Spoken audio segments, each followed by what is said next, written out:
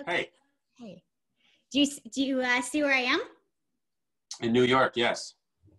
In New York, turn of the century. Or IKEA, one of the two. I thought you had the same picture. I did. I do. But we moved. And it's in storage. And I've considered, I'm trying to like redecorate. And I'm going a little more Art Deco. I've got Justin on the wall and Elvis. I don't know what else you need, really. Don't know. Have to think about that one. So it's so nice to meet you. I'm Alexa. I'm on the outskirts of Toronto. You're in BC? Yes, the outskirts of Vancouver. Okay, perfect. So and good to meet you too. I'm Tim. Yep, nice to meet you. So very, very excited here. So you and the rest of the boys, Tim and the Glory Band boys, are managed by Brad from High Valley, which is really cool. I found that out. How did you guys connect? Well, we have similar kind of musical career paths in that we both started out as little Mennonite boys on the farm, trying to figure out what to do with our lives, and found music, and first made our way into gospel music, which is where I met the Rempel brothers when they were a trio, and they were kind of a foot in both worlds. They've always been a country band, but I used to be in like a Christian rock band called Starfield for a decade plus. We would see each other at award shows and kind of just get to know each other as we sort of were doing our own thing. And then a couple of years ago, country music just started to be more and more on our radar. And Brad was the one that we went to just ask about how things worked in country and if we could, ever have a place there. And he was so encouraging. He's the best human being on the planet. And eventually offered to just help us, like by literally kind of joining the band as a member of the team, while still being able to do his own thing. And it's just, we're just blown away by his belief in us and how much his songs and his influence have really just put us on the map in country music in Canada. I can only imagine having somebody who's a recording artist themselves be right there for you and helping you out along the way is the best thing you could ask for. Yeah, exactly. Yeah. And also too, I know like so many artists, especially in Canadian country music, that like have like their hand out to help one another, like everybody supports one another. Like there's no beef, no nothing, like everybody's there for each other, which is really nice to see. And it's great to be a part of. It feels like the family that we didn't know we have. You hear these stories of people discovering siblings or reuniting with their, hey, Colin, you want to join us? Yeah. Colin's here. He was a little late. Is that okay? Yeah, of course. Colin's the Glory Boy. So there's Tim and the Glory Boys. This is Colin, the Glory Boy. Everybody welcome Colin. Nice to trip over. Oh, wonderful. Good. I was just saying how much we feel at home in the country music family. Yeah. And I'll just adjust this a little bit. And how it's felt like we didn't know that it was there all along. Like we've played in places all over, even Southern Ontario. What's close to Erin, like Guelph, I guess, and Mississauga, Orangeville. Like we've played all those places. So it's always been in like another genre, so it's a whole different crew of people. But we're so excited to get back to these places to get into it. Yeah, absolutely. It'd be so much fun. So going back to Brad again, he actually was one of the co-writers for your new single, Right Back Atcha. Yes. So what was it about that song that resonated with you guys? Well, great question. Colin, do you have an answer for that great question? Yeah, I know the first time I heard it, it reminded me of dating my wife when we were in high school, and just that innocent infatuation and that love that you always want to be with that person, and it connected on a whole different level than other love songs. It's like a love lust thing that is the appropriate kind of lust, where you're obsessed like with turning the car around and just being back with the person you love. And it's the best part of falling in love is just that infatuation and the need to be together. I really like the title too. Like it's something so simple. It's like, why, it must be hard, like being in that industry, trying to still be unique and creative and stuff like that. And with a title like that, it's just something that like you'll remember. Yeah. Like, Yeah, we get to the point very quickly. It's also got a non-word in the title, so that's good. Yeah. Atcha. Atcha. So what I thought was really cool is actually the cover art for the song. And for those that haven't seen it yet that are listening, it's basically a little boy that looks like he was sketched and is done on some like crinkled old paper, and he's on a rocking horse. So tell us about that, please. Yeah, he's and it should be said he's a little bit creepy. It's borderline creepy, like old school kind of doll, 1920s doll with immovable eyes, kind of creepy.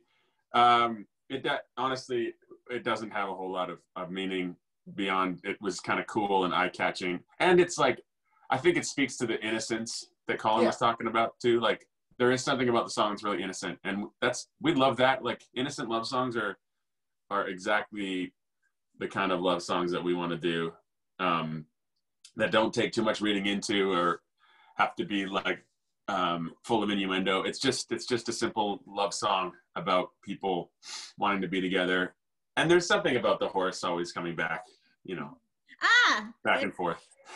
I don't know. Was there anything else that you were even considering for that, or when you saw that you're like, that's it? We had a few different ideas. Like there was one, it was a dude in a pickup truck kind of like doing a 180, because it's in the song, like I can turn this truck around, my boots will hit the floor, I'll be right back at your door, just stuff like that. But it's fun to not necessarily have to be literal with these things. Like we've always tried to think outside of the box when it comes to very normal and expected things like cover art for songs. We have fun with it. Yeah, I really like the one with you guys all in the buffaloes. Yes. See, that's the quintessential overthinking it and spending way too much time and money. You guys definitely have a lot of fun, which is pretty obvious for anybody that follows along on your social media pages with these videos. So awesome. Creative. Thank you. Yeah. So back to recording this song, what was it like? Like, did you guys do this all separately? Or were you able to manage to get in some recording time? Was it done this past year? Was it done before? Yeah, time has kind of gone to mush for me to try to recall things that happened in the last 2 years. I just have no context. It was either in the before time or during the plague. Yeah. And I think it was before time we recorded it. It was, Okay. But it released during the plague. I wonder if there's going to be like a distinct after time, or if it's just going to be a year of like blurred lines. Yes, we both played on it. We both went down to Nashville a couple times, and it was between there and we've kind of made a home studio out of the Warehouse Studios in downtown Vancouver, which is owned by Bryan Adams. Wow. And we were actually just there last week, and we had our first sighting. I actually talked to him, man. Oh, I actually talked to him. He's sort of like, he's an inspiration in that this love song thing is really new for us, but I specifically grew up just loving the 80s and 90s artists that would just sing love songs, like the Bryan Adams or the Richard Marks of the world, and so it was really cool to see him. But anyways, that's where we recorded it. Yeah. And we love working with those guys, and it's so close to where we are here in Chilliwack, and it just it just kind of worked out. Yeah, that's really cool. I mean, and a great memory too, especially during this time. A nice little surprise there while you're in the right location, right place, right time. Yes. Yeah. So, what's it like, going from performing in churches to performing in theaters to now performing online? Yes. Quite the progression. Yes. Yeah. I mean, it's been a few years. So we're a certain kind of Mennonite in that I feel like I always need to clarify this. We didn't grow up like on the colony churning our own butter. It was much more along the lines of like somebody that grew up Baptist or Lutheran. There's like a mainstream vein of Mennonite culture, but definitely like all church, both of us, our whole childhood, and music was a big part of that. And so it naturally became, the genre that we went into. And we loved it. I still love it. We play in churches all the time. It's a part of who we are, but man, do we ever love this new sort of expression of country and these love songs. We've written a ton of love songs, but they're mostly to dudes, just God and Jesus. So now we get to write love songs to, you know, our wives, and kind of just a traditional, just classic. We just get so much joy out of these simple love songs, and it's it's exciting to think about what the next step is, if it's a blend, or if we go deeper into country, or it's like a new direction you're heading with these love songs. Is it like the beginning opening of something you want to try, or is it going to still be kind of just a little bit of expanding what you're kind of already doing a little? Probably move into like rap ballads. Yeah, naturally. Well, my name is Tim. No.